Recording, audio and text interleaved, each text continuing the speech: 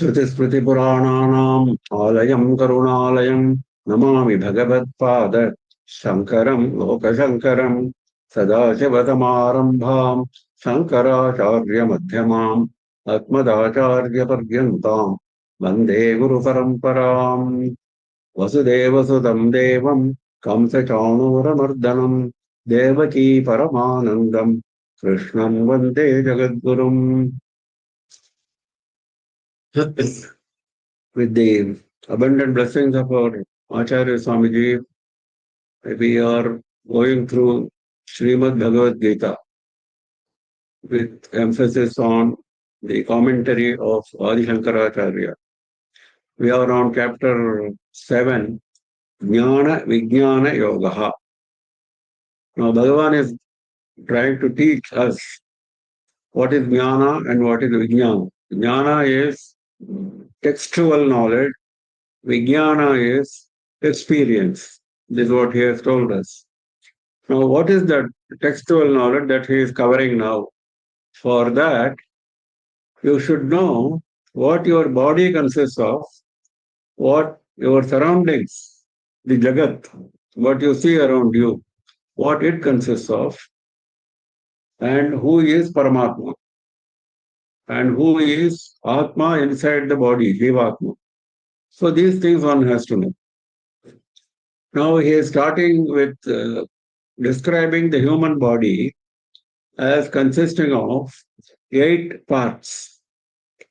Ashtadha Prakriti, 8-fold nature, 8-fold Prakriti.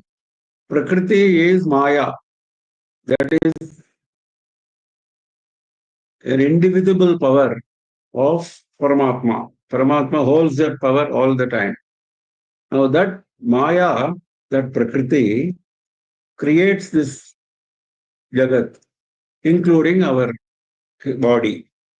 So the Jagat as well as our body is made up of 5 elements. Panchabhutas. Bhumihi, Apaha, Analaha, Vayuhu, Kham. The earth, the water, the fire, the air, and the space. This is what constitutes the Jagat, also constituting our body. Our body is no different from Jagat. Our body is no different from a hill or a tree or animal, whatever you see. All creation is consisting of these 5. And also there are 3 more. Manaha, Buddhihi, Ahankaraha. These of course vary. In the case of mountain, Manas, Buddhi and Ahankara are dormant. They are practically non-existing. In the case of animals, they are there, but in a lesser degree. In the case of human beings, they are well developed, but they are there.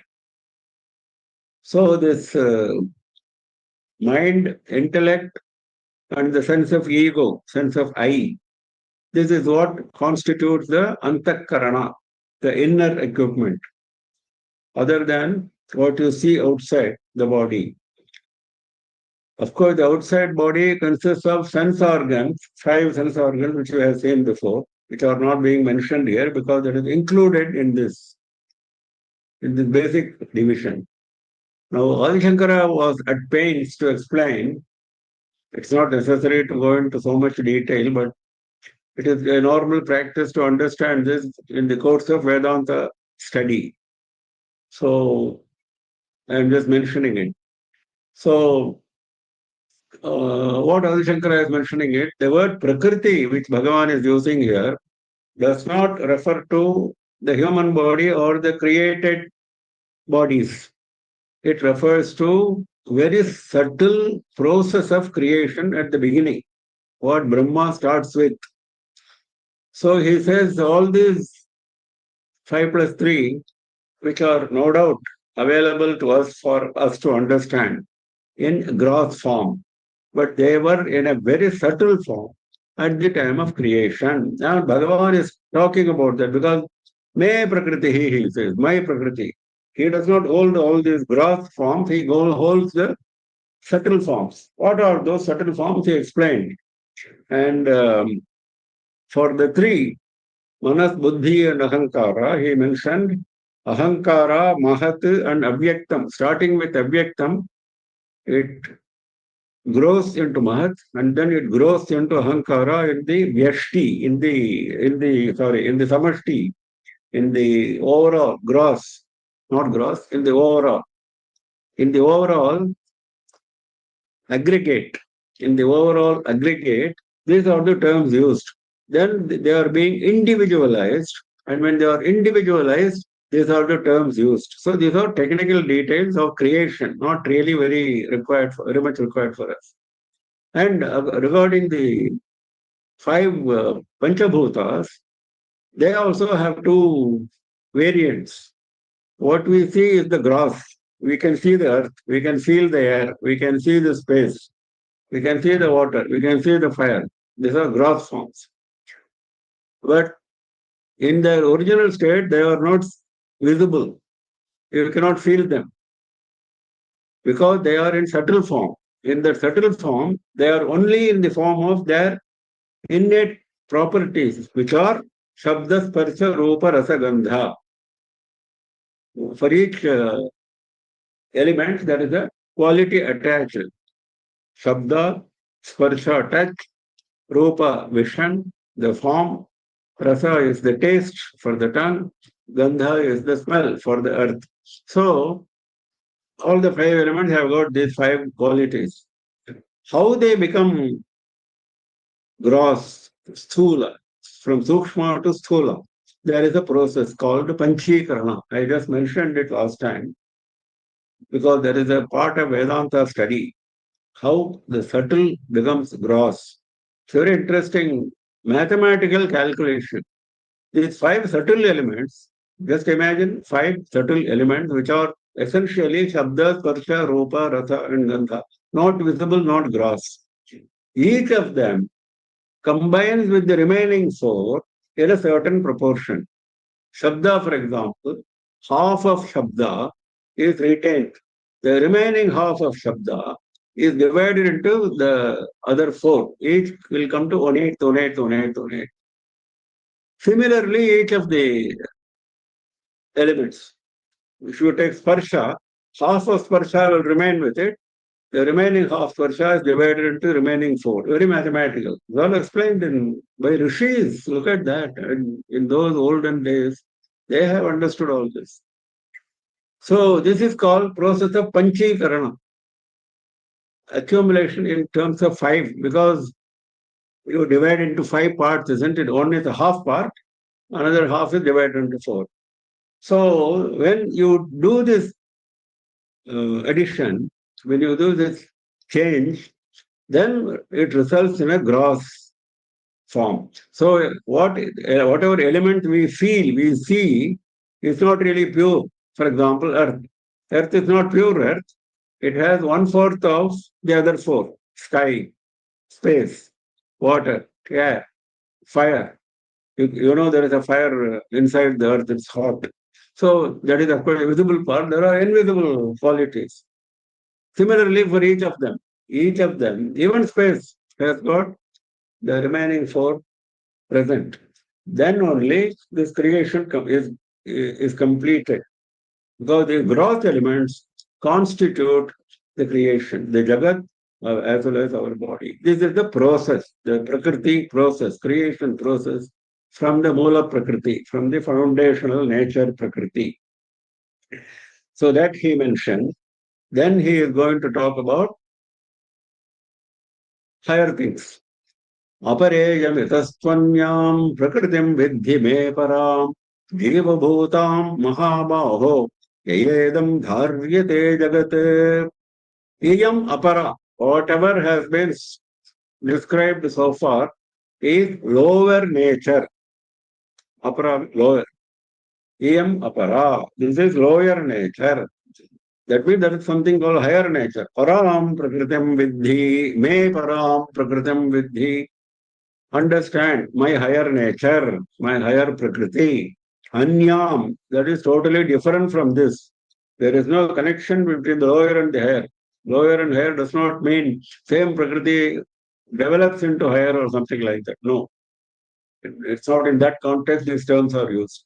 These are totally different. Anya. One is different from the other. This is a higher one. What is that? Jiva Bhutam. That is the Jiva in each of the bodies which we have. In the entire creation, there is a Jiva, isn't it? And there has to be Samashti Jiva, aggregate Jiva, like we had for other lower nature also we had. So higher nature also there must be. So that he is calling as Jiva.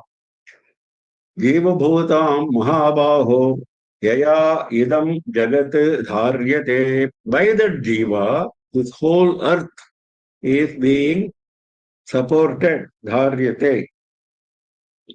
By that Jiva, this whole, because that is the Chaitanya.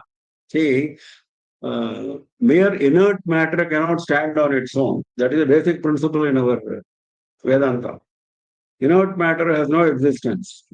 There has to be a Chaitanya. So that Jiva is the Chaitanya.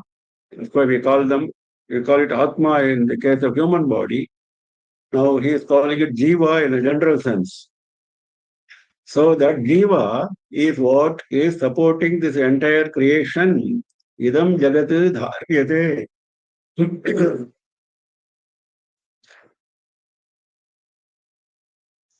Adi Shankara explains it very nicely this way.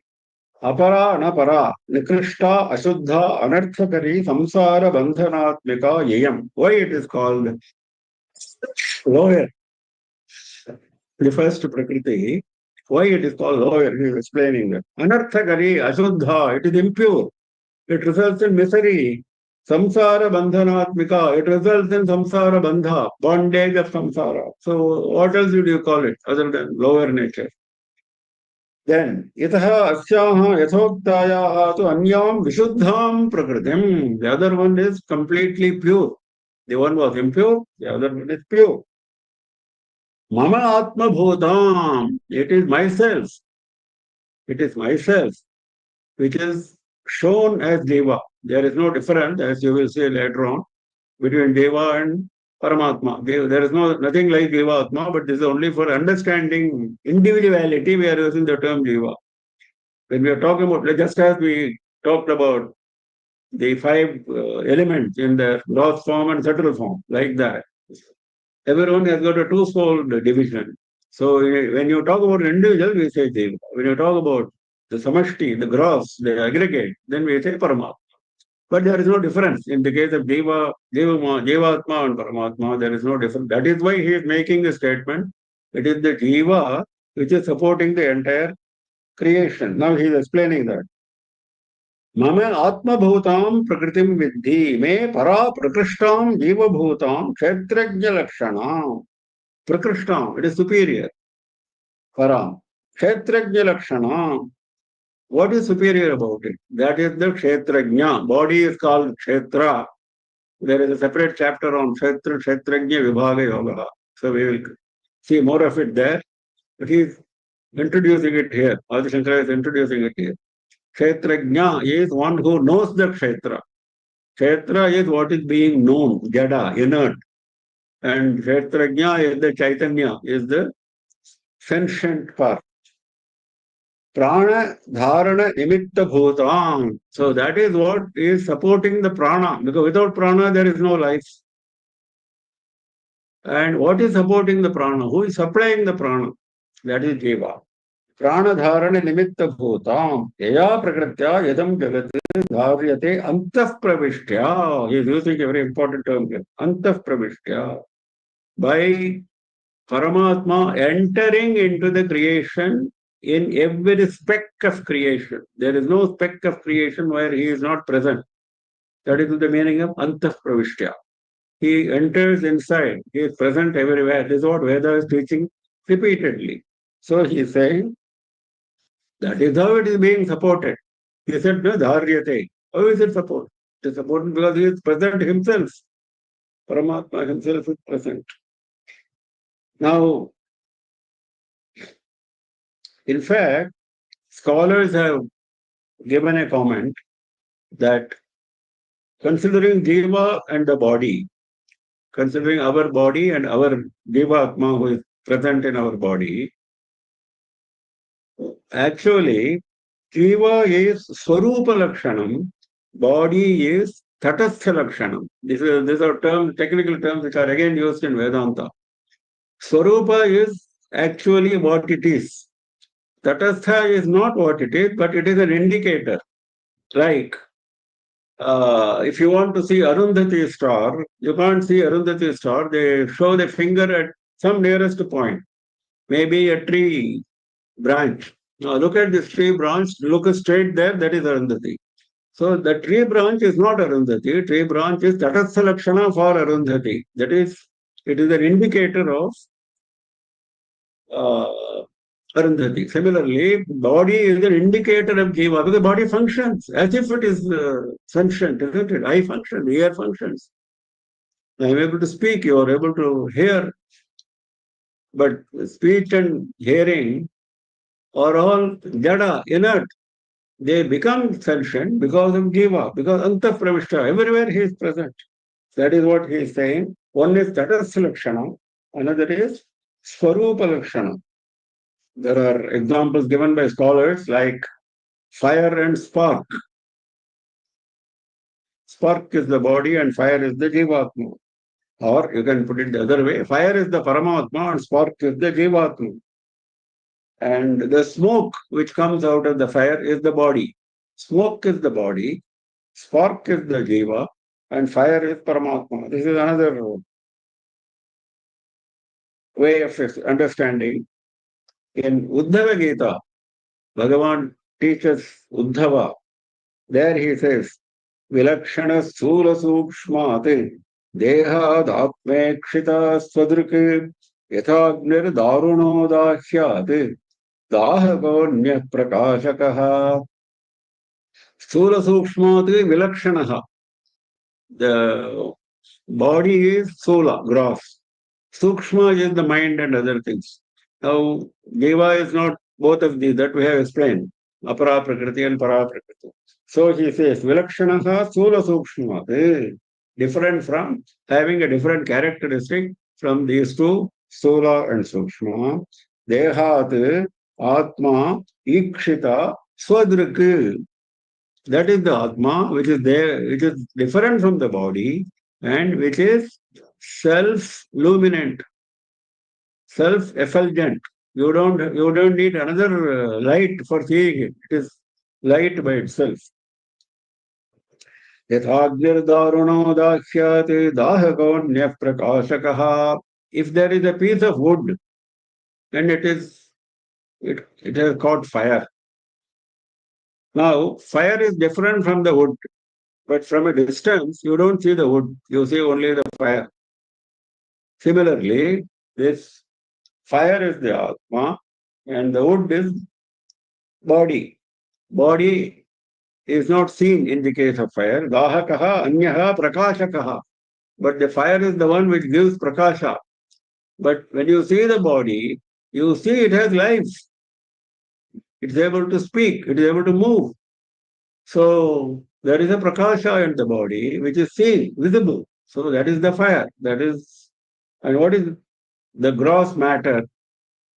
The blood, the flesh. That is the piece of wood. So that is the explanation given there. भूमिरापो नलो वायुः खं मनो बुद्धिरेव च अहङ्कारयति यं मे भिन्ना प्रकृतिरष्टधा अपरेयमितस्त्वन्यां प्रकृतिं विद्धि मे पराम् इव भूतां महाबाहो एदं धार्यते जगत् एतद्योनीनि भूतानि सर्वाणीत्युपधारय अहं कृत्स्नस्य जगतः प्रभवः प्रलयस्तथा Etad yonini bhutani sarvani iti upadharaya. Upadharaya means understand. Understand that sarvani bhutani, all living beings. Bhuta is a term generally used for a living being, not for a hill. So, all living beings, please understand that all living beings are etad yonini, whatever I have described so far. They have the same source. Yoni means source. The source is the same. Their composition is the same, whatever I have described, the lower Prakriti and the higher Prakriti. That means the Jiva and the eightfold Prakriti, all that is present in every living being. Aham Krishnasya Jagataha Prabhava Pralayasthatha. But who starts all this process of creation? I start. Krishnasya Jagataha, entire Jagat, entire world which you see around you. Jagat is a term which is used for describing whatever you see around you, everything. So, Krishnasya Jagataha, entire world with no exception. Prabhavaha, creation. Pralayaha, dissolution. They are all created, they all get dissolved at one time. Nothing will be there. How is it possible? When so much creation takes place and so much is also dissolved into Paramatma. That is the Paramatma. So he says, it is the Paramatma who creates and who dissolves the entire creation. When he says Aham, he means Paramatma. I.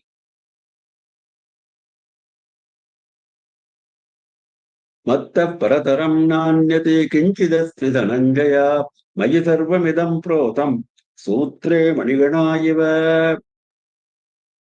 There is nothing different from me as a reason. Parataram is being explained as anyate karanantaram. There is not a separate source, not separate cause other than me. Matta parataram nanyate kinchit asti. Nothing. No, you don't have any doubt on that. Kinchit. Not even a slight bit other than me is the source of all this creation. There is only one source, that is Paramatma. Don't expect that, okay, but there may be something else. That means that Maya, though it is the source of creation, is actually part of Paramatma. It is the Shakti of Paramatma. That is why it is not different, non-different from Paramatma. That is a basic philosophy. So that is why he is making it clear. Matta parataram nanyate. There is nothing different from me. Anyate karanantaram kinchit na vidyate. Ahameva jagat karanam ityarthaha. I am only the source of all this jagat. Mayi sarvamidam protam sutre jagat सूत्रे मणिगणा इव यस्मात् एवं तस्मात् मयि परमेश्वरे सर्वाणि भूतानि सर्वमिदं जगत्. All this world is sewn into me like sutre manigana iva. You imagine a string in which there are lot of pearls put together, strung together. Imagine a piece of string in which all the pearls are strung together. That is, a necklace is formed, isn't it? So he says, I am the sutra, I am the string, all this manigana, or what you see around you, the created jagat. Without the sutra, will it stay as a necklace? No, it won't. So sutra is basic, manigana is superimposed. So he says, sutre manigana iva. In fact, Adi Shankara is also giving another example. Dirghatantushu patavat. That is a piece of cloth in which there are what's called warp and woof. The longer direction thread and the shorter direction cross thread. So, Dirghatantushu, the longer thread, the warp and the cloth. Warp and the cloth. That is all. Cloth is what you see. Warp is the basic thing. So he says, Mayi sarvam idam protam. Protam means sewn together, put together.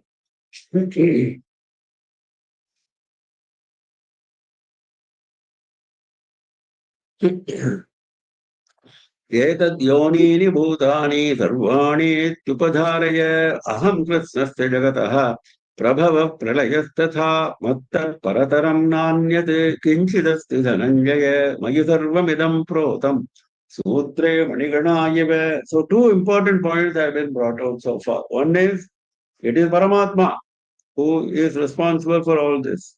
And he is present everywhere. Antah pravishya. He is present everywhere.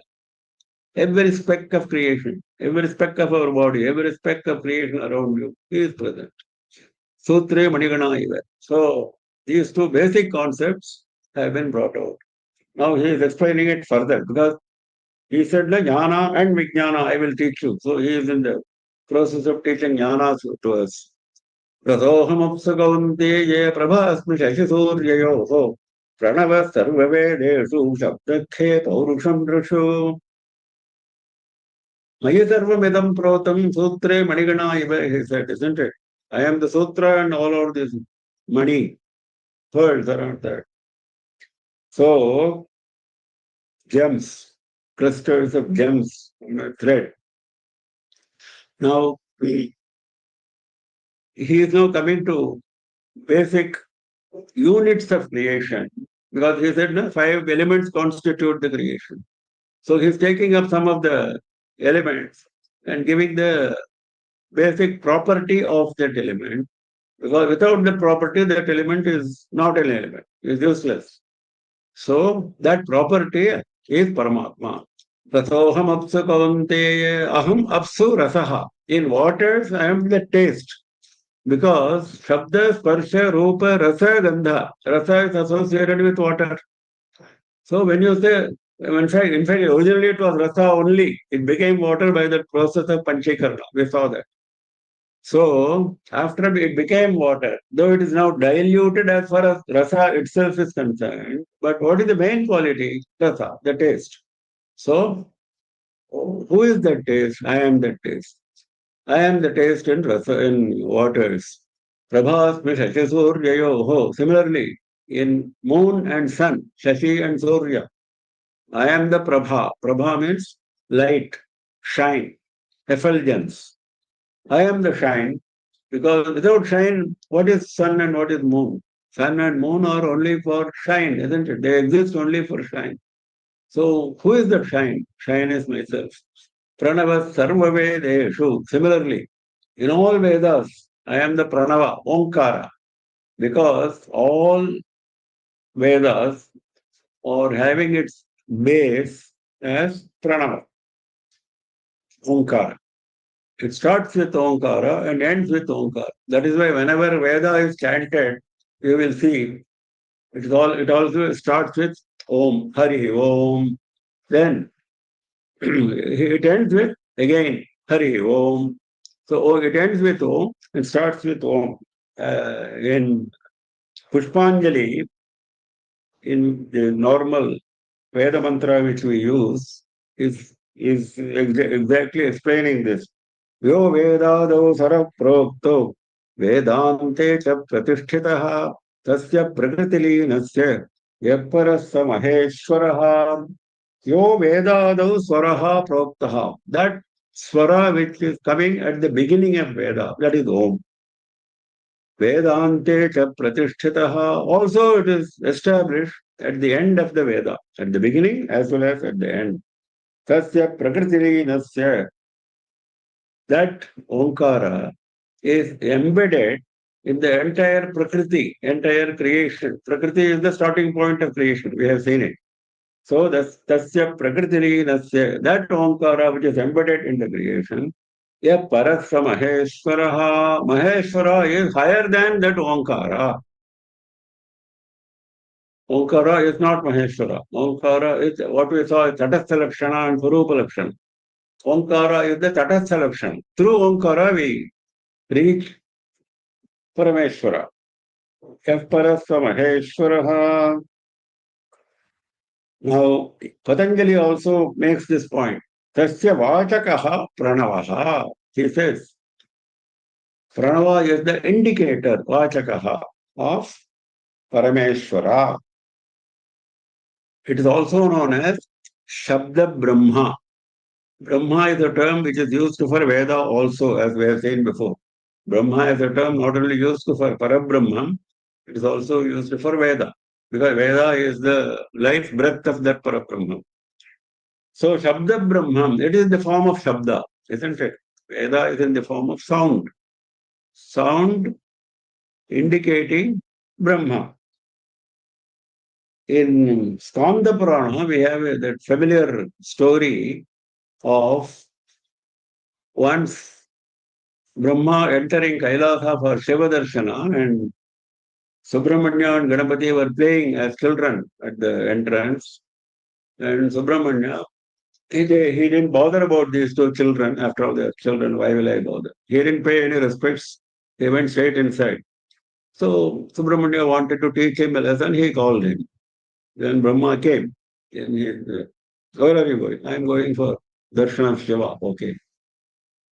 Who are you? I said, he was surprised at this question. I am Brahma, Chaturmukha Brahma, and the four-faced Brahma. Okay. What is your special quality? I am the source of all Vedas. All Vedas are coming from me. Oh, is it so? So what is the starting point of Veda? He said Omkar. Om is the starting point. You recite some Veda, he said he recited starting with Om. Okay, stop. You started with Om, isn't it? Yes. What is the meaning of that Om? He started explaining in whatever way he knew, but it was not satisfactory. So immediately Subramanya struck him on his head and put him in jail, imprisoned him. And Shiva had to intervene for getting him out of jail because the whole process of creation had stopped. And Subramanya started doing the creation like Brahma did, but naturally it was different type of creation, not what Shiva wanted. So he stopped him from doing the process of creation. He asked him to release Brahma from the prison. This is the story. And later on, Shiva himself asked Subramanya, do you know, first of all, you asked Brahma, do you know the meaning? Yes, I know. Tell me. For that, you have to become a Shishya and I have to become a Guru, child. So he lifted the child. And then into the ears of Shiva, he taught the Pranavartha. The essence of Pranava is, there is a lot of written matter about Pranava. Akara, Okara, Makara. It consists of three, because the Pranava comes again and again in Bhagavad Gita. So this is the first time now it has come. It's going to come again and again. Akara, Okara, Makara. A, O, Ma. Three letters constitute. Then there is a Ardha Matra. Akara, Okara, Makara, Om. That is Ardha Matra. Bindu. So this Akara, Okara, Makara stands for Brahma, Vishnu. Shiva stands for Jagrata, Swapna, Sushupti, the waking state, the dream state, the deep sleep state. Like this, Sthula, Sukshma, Karana, Sharira, we have three Shariras in our body, the gross body, the subtle body, and the causal body. It is the causal body which travels with us. Sthula and Sukshma left behind. Causal body travels with us from birth to birth.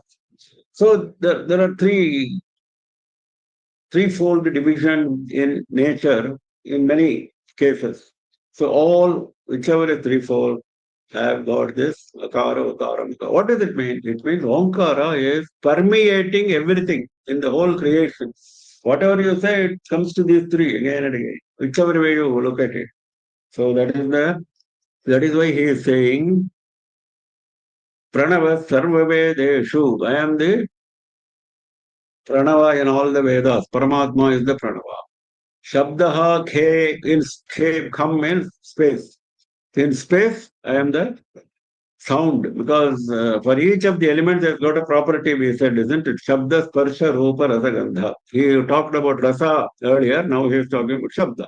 It's associated with space. Only when there is space, the sound travels, otherwise sound will not travel. Paurusham, Drishu, in men, I am the manhood, Paurusham, Purusha Swabhava. What does it mean? It means the courage, what man is known for. The courage to be able to fight adharma, the ability, the power, that is Paurusha. So that is me. I am that Paurusha. Punyogandha prathivyam che tejaschasmi vibhavasau jivanam sarvabhuteshu tapaschasmi tapasvishu. So each of this should be understood as the essence of that particular element. That is why he said Rasoham Apsu. In waters, I am the element of Rasa. Similarly, in earth, I am the element of Gandha. But here he used an adjective. He could have said Gandha Prathivyam. I am the Gandha in Prithivi. I am the sense of smell in the earth. He used the word Punyo Gandha because good smell, pleasant smell. Because originally everything was pleasant at the time of creation. We make it unpleasant, we make it impure, isn't it? It is our contribution to creation that we are seeing. Pollution is our now being talked about in great detail. So that is why he is saying Punyo Gandha, Punyaha Surabhihi. It means fragrant smell. Shankara is explaining. Punyaha Surabhihi Gandhaha Prithivyam cha aham. I am that fragrant smell, pure smell. Tasminmayi Gandhabodhe Prithivi Prota. In that smell, beautiful smell, Prithvi is sewn like that gem on a thread. The smell is the thread and the Prithvi is the gem. So like that for each of the elements you have to accordingly understand that he is himself saying. Punyatva Upalakshanartham. That means the Punya term has to be understood for everything. Though he is using only for smell, even for taste, he is mentioning it. Shankara is mentioning it. Even for taste, even for Shabda, even for Rupa, everything. Punya Rupaha, Punya Shabdaha. You have to understand that. Tejaschasme Vibhavaso. Vibhavaso is Agni. I am that brilliance in Agni. Agni is brilliant, isn't it? From a distance you can see, yes, there is Agni.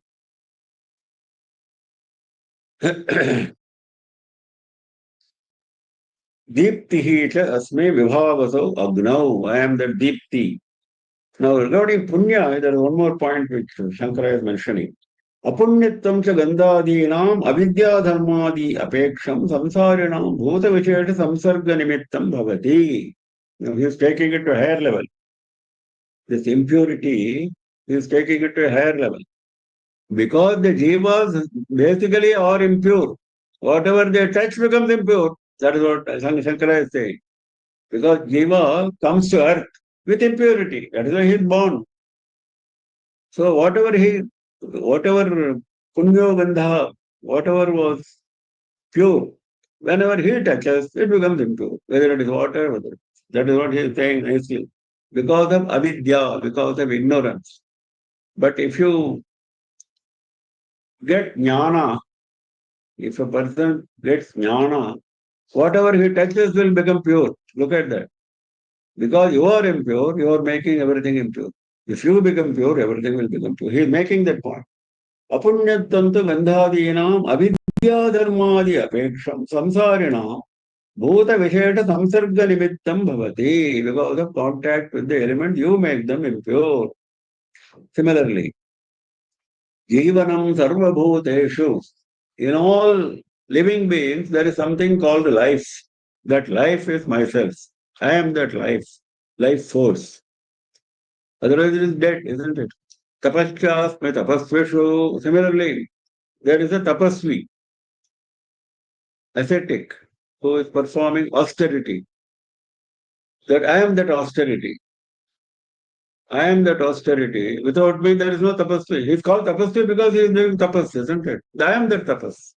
Tapaschasme tapasvishu. That means without my contribution, he cannot call himself a tapasvi.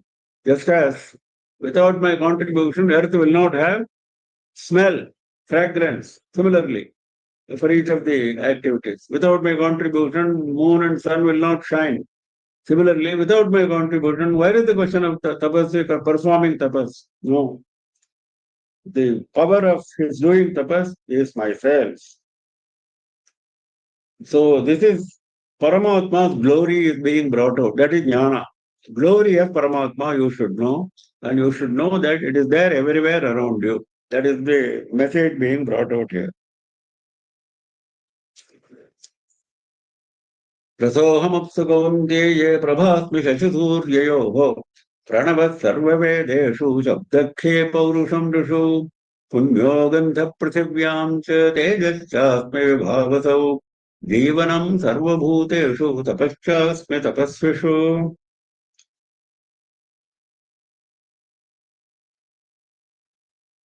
बीजं मां सर्वभूतानां विद्धि पार्थ सनातनम् बुद्धिर्बुद्धिमताम् अस्मि तेजस्तेजस्विनामहम् बलं बलवतां चाहं कामरागविवर्जितम् धर्माविरुद्धो भूतेषु कामोऽस्मि भरतर्षभ. He is going on the same strain. Further aspects he is explaining so that we will never misunderstand. We will never think that there is something other than Paramatma. That concept is totally being blown. Bijammam sarvabhutanam viddhi partha sanatanam. He partha viddhi. Understand. Sarvabhutanam sanatanam bijam mam viddhi. For all the living beings, there is an eternal bija. There is an eternal seed. That is myself. Why he is saying eternal? Because the living beings are not eternal. They go and come. But what goes and comes, what makes it go and come, there is something constant. That is me. Sanatana part of Sarvabhuta. There is a Sanatana part and there is a transient part, transient and permanent. It is the permanent part which travels as in the form of Karana Sharira. The Karana Sharira travels from body to body. How is it? What makes it travel? What is the power behind it? That is me. So there is a constant part. Bijam sarvabhutanam viddhi partha sanatanam buddhir buddhimatam asmi. We are calling some people very intelligent, great intellectuals. Who is giving that greatness? Me. I am that buddhi. I am that intellect which you are praising of all those intellectuals. Tejasvinamaham. Similarly, some people you call Tejasvi. Tejasvi means that brilliance will be visible from a distance. Even from a distance, when you look at that jnani, you find a halo of jnana around his face. Even in picture, that is why they draw a halo, a circular halo of shine. This is the Tejas. Tejaha, Tejasvinamaham. I am that Tejas. Without me, where is that Tejas coming from?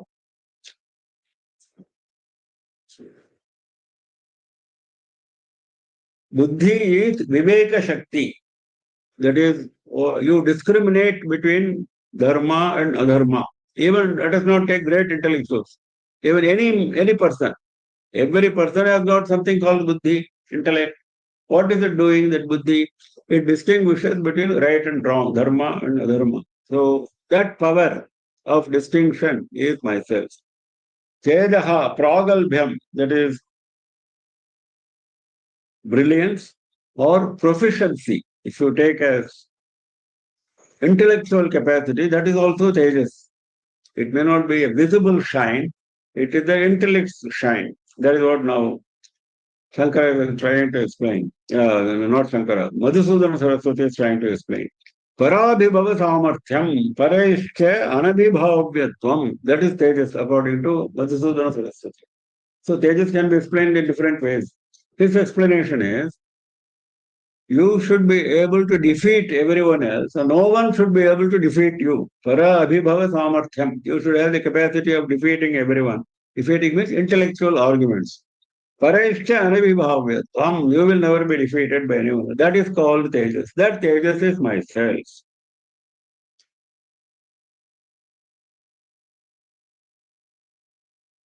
Actually, we saw Antapravishtya. Everywhere Bhagavan is present. That is why these powers come. That concept is coming from Vedas. Tat Srishtva Tadevanupravishat. Veda says that. Taittiriya Upanishad says that. After having created, he entered the creation. Tadaikshata Bahusyam Prajayeti. Chandogya Upanishad says that. That means before creation, he wanted to become many. He was single, all alone. He wanted to become many. Bahusyam Prajayeti. Tadaikshata. He desired. Then he became many. When you say he became many, He did not create many. He created many. But after creating, he entered. That is why you can say he became, isn't it? Everywhere there is Paramatma. So this concept is being repeatedly emphasized. Balam balavatam chaham kamaraga vivarjitam dharma viruddho bhuteshu kamosmi bharatarshabha. Hey Bharatarshabha, best among Bharatagula progeny. Balam balavatam chaham. Some people you are calling as strong, very strong. Some people are not so strong. So everyone has got some strength. Everyone, every human being has got some strength, isn't it? There's nobody who is totally devoid of strength. What is that strength? That is myself. Kamaraga vivarjitam. Now he is putting an adjective for that strength. Because you may use that strength for harming somebody, isn't it? So far, whatever he mentioned was in general terms. With this buddhivatam asmi, tejas tejasvinakam. There also buddhi can be used for wrong purposes. Tejas can be used for debating on a wrong point. Yes, possible. But he didn't mention it there. But here, when it comes to strength, it is obvious that you will definitely be tempted to use your strength for purposes of adharma. All adharma stems from kama and raga, desire and attachment. Now, kama and raga are beautifully defined here by Shankara. Kamaha, Trishna, asannikrishteshu vishayeshu. Whatever you don't have, you want to possess it, that is kama. Ragaha, ranjana, prapteshu vishayeshu. After getting that object, you develop attachment. You are worried whether that object will leave you. If it leaves, what will happen to me? And once it leaves, you are overcome with sorrow. So you are so much attached to that. That attachment is raga. The desire for possessing that object was kama. Yeah, that is our technical distinctions. So kama raga vivarjitam, devoid of kama and raga, desire and attachment. That strength, that only I am that strength. If you use that strength for wrong purposes, you cannot quote Bhagavan. Bhagavan says in Bhagavad Gita.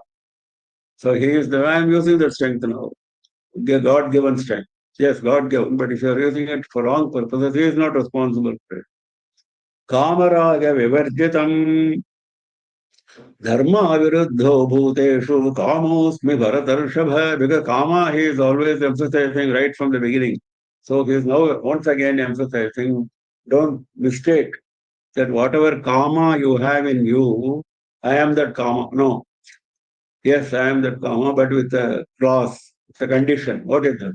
Dharma aviruddha bhuteshu kamaha asmi. Bhuteshu, in all living beings, kamaha asmi. Yes, I am the desire. I am the desire in all living beings. Desire for moksha, mumukshutvam. Everyone is supposed to have. That is also a desire, isn't it? Vairagya, we said. What is Vairagya? Developing detachment from mundane matters. And why do you develop detachment? For developing attachment to Paramatma, isn't it? So mumukshutvam goes with Vairagya. We saw that. Abhyasa and Vairagya. What is Abhyasa? Abhyasa is practicing that mumukshutvam, that desire for moksha, by simultaneously practicing detachment from mundane objects. So there is something called desire in every case, isn't it? In fact, everything is prompted by desire. Bhagavan himself agrees and he has mentioned it earlier also. No activity of human being is free from desire. So, if you take the highest desire of moksha, or if you take lower forms of desire, if they are driven by dharma, yes, you call me into question. If it is driven by adharma, I am not responsible for it. Dharma aviruddha, not opposed to dharma. Not opposed to dharma. Kama, not opposed to dharma. Not in consonance with dharma. That kama I am. So this is with a clause. Shastrarthene aviruddha kamaha. Yatha dehadharana matradyatha. This is what Shankara says. That's of course Because this entire Gita Shastra is Moksha Shastra, isn't it? Emphasis is on moksha, not on living our normal life. Further, there are other Dharma Shastras and so many other Chanakyas, Niti Shastra, so many other. We are also looking at Niti Shatakam. All that is for routine life. But Gita's emphasis is on Moksha Shastra, isn't it? So, the Dharma Viruddha Kamaha has to be understood in the context of moksha, like I mentioned now. Shastrarthena Aviruddha Kamaha. That desire which is not opposed to what Shastra tells. Whatever Shastra tells you, you travel this path, what Bhagavan has taught us. He has taught us Karma Yoga, he has taught us Dhyana Yoga. So many things he has taught us. So that is Shastra. So if you follow that track, that Kama is supported by him. Shastrarthena Aviruddha Kama. Yatha Deha Dharana Matradhyastha. He is giving an example. In the case of a Jnani, what is desire for the Jnani who is intent on moksha? Desire only to maintain the body. Because body has to be maintained for getting moksha. So his desire is only for maintaining the body. Deha dharana matra dhyartha. For him. Okay. That is for mumukshu. For ordinary people. Madhusudana Saraswati makes it clear. But Shankara does not make it clear. He stops with Moksha Shastra. Madhusudana Saraswati comes down to our level. He says, Kamaraga vivarjitam balam madrupattvena dheyam yatu samsarinam kamaraga karanam balam. Kama, as permitted in Shastra, Shastra permits certain levels of Kama, certain levels of desire. For a grihastha, for a brahmachari has to have a desire for knowledge. Similarly, grihastha, he has got to have a desire for progeny and for following dharma so that he can do certain dharmic practices. But for a sannyasi, he is having only moksha, nothing else, jnana and moksha. So that is what he is saying. Kamaraga vivarjitam balam madrupatvena dheyam natu samsarinam kamaraga karanam balam. If you use your strength, that is a balam and kamaraga, both he has put together. He is also mentioning that. If you are using your strength for attaining your desires which are purely mundane, which are not supported by dharma or shastra, don't involve me. I am not that. So this has to be understood in two levels. One is for a moksha shastra, for a mumukshu, for a jnani, for a sannyasi. This desire is for moksha. For others, desire only as permitted in shastras. So that is why he is saying dharma aviruddha. Whatever dharma shastra says, if you follow that, okay. Otherwise, I am not that power. Ashanapānādi vishayah saha kāmah deha dharanamatra dhirta. For the case of jnani, Ashanapāna, food and drink, he needs for maintaining the body. So if he has a desire for food and drink, nothing wrong with that because he has to maintain the body. So that comment is made by Shankara. Bijam mam sarvabhutanam vidhi partha sanatanam buddhirbuddhimatam asmi tejas tejasvinamaham balam balavatam chaham kamaraga vivarjitam dharma viruddho bhuteshu. It is not dharma viruddho. That dharma is very important. Aviruddha. Otherwise the meaning will become opposite. Dharma aviruddho bhuteshu kamosmi bharatarshabha. Echaiva sattvika bhava rajasa samasa chaye mattaye veti tan vidhi nattvaham teshu te mayi. It's a very tricky statement he is making. He says, Echaiva sattvikaha rajasaha tamasaha bhava. Whatever sattvika bhavas, rajasa bhavas, tamasa bhavas, sattva, rajas, tamas we have seen before. Three gunas which constitute Prakriti. We said Prakriti, isn't it? Entire creation, we saw the Sthula part, the Panchabhutas, etc., etc. But the sukshma part, manas, buddhi, ahankara, that's all sukshma. That is made of what? That is made of the three gunas, sattva, rajas, and tamas. Sattva is, we can easily understand. Peace, shanti, that is sattva. Goodness, virtue, dharma, that is all sattva. Rajas is kama and krodha. You have passion for doing something, restlessness, keep on doing something for attaining something. That is rajasa. Tamasa, sleepy, sloth, lethargy. That is all tamasa. That is why it is ignorance, ajna.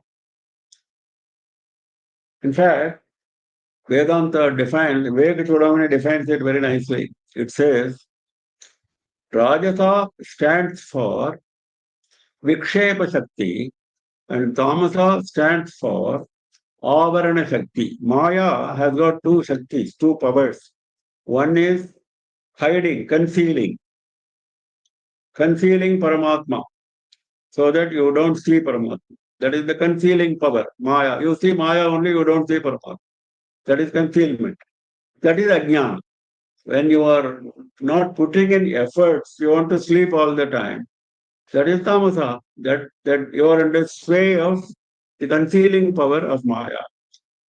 And then, if you are active, you are not stopped by that screen which is between you and Paramatma.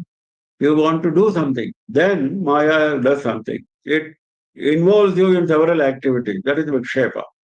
Other than seeing Paramatma, other than realizing Paramatma, Maya involves you, engages you in crores of activities, in crores of desires, crores of sources of anger, all desires, all sources of anger, all activities, passion, multiple.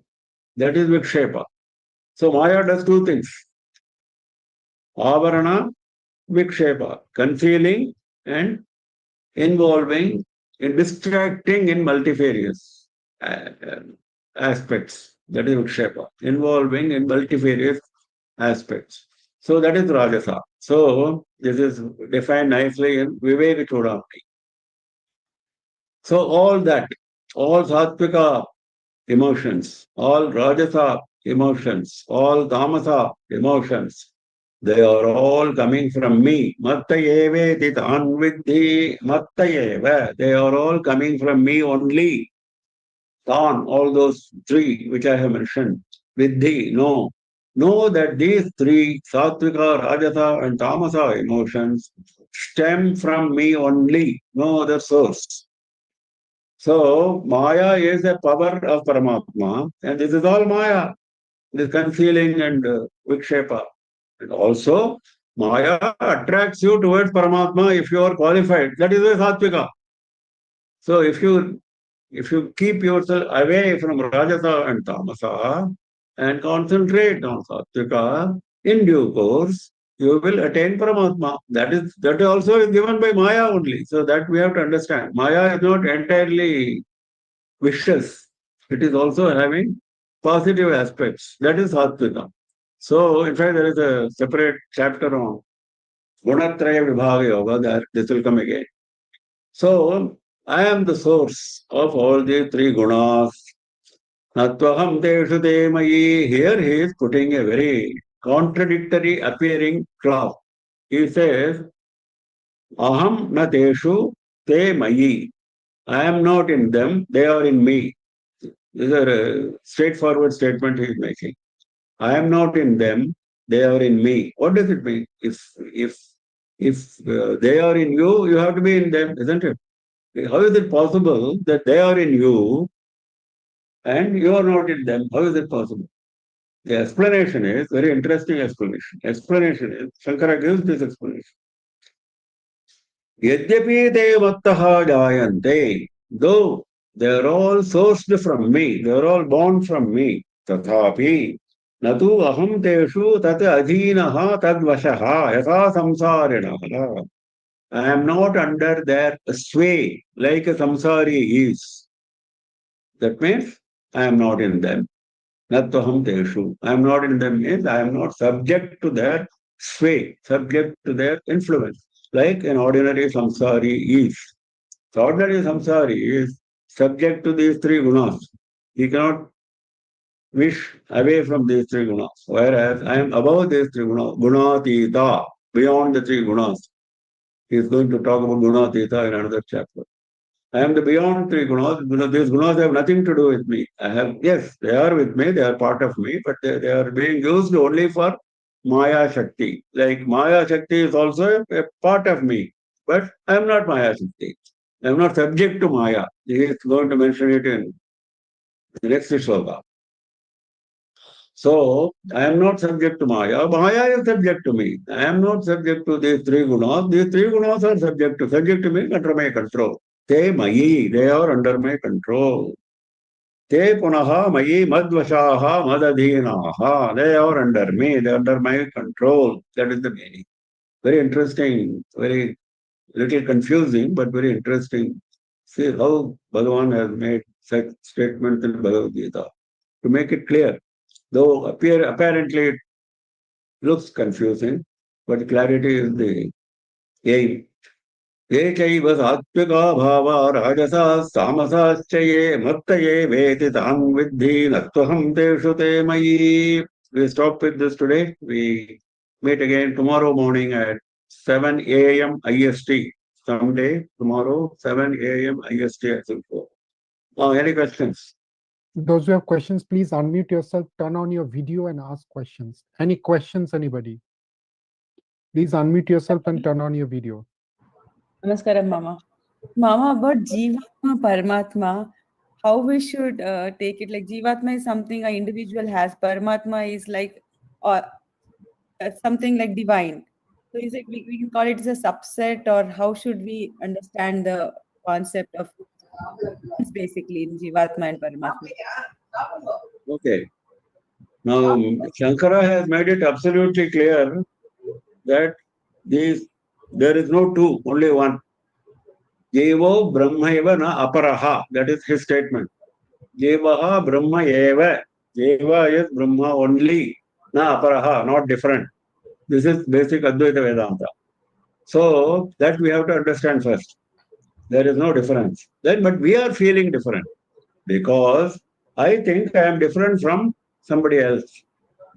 That meaning of difference arises in me, in my mind. Has anyone taught me? Has anyone told me you are different from that fellow? That fellow is like this fellow is like that. Nobody is told. I am assuming that.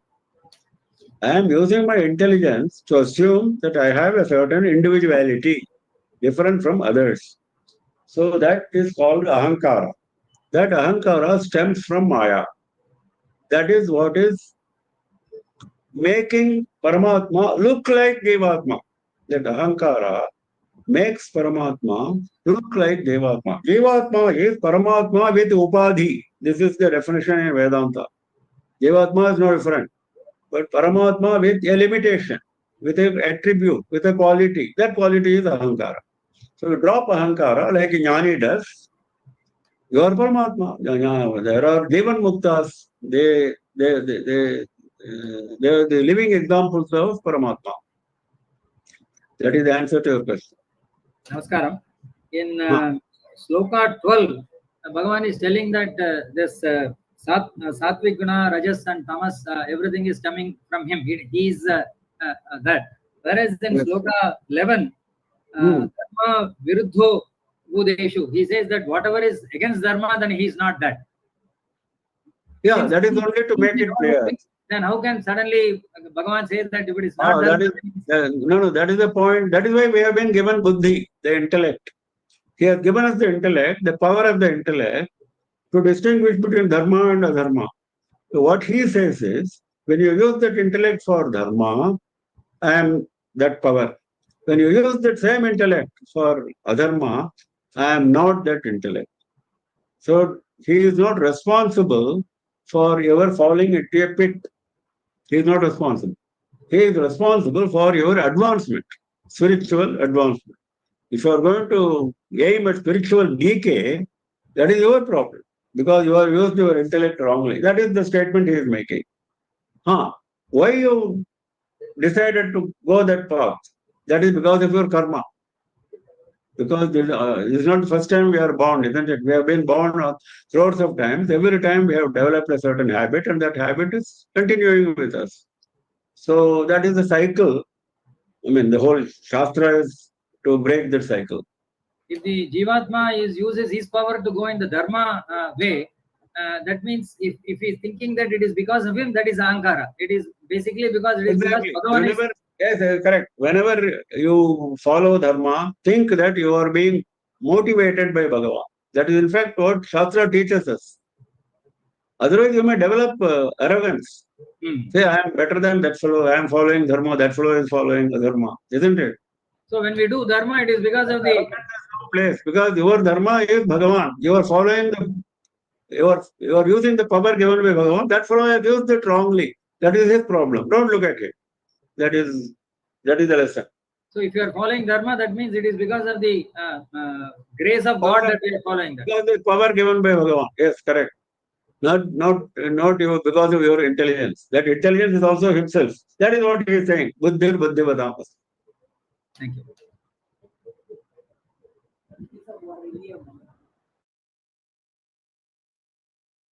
Okay, so we close for the day. We meet again tomorrow morning at 7 a.m. Namah Parvati Pataye Hara Hara Mahadeva Sarvatra Govinda Nama Sankirtanam Govinda Govinda Sri Mahatripura Sundarye Jaya Jaya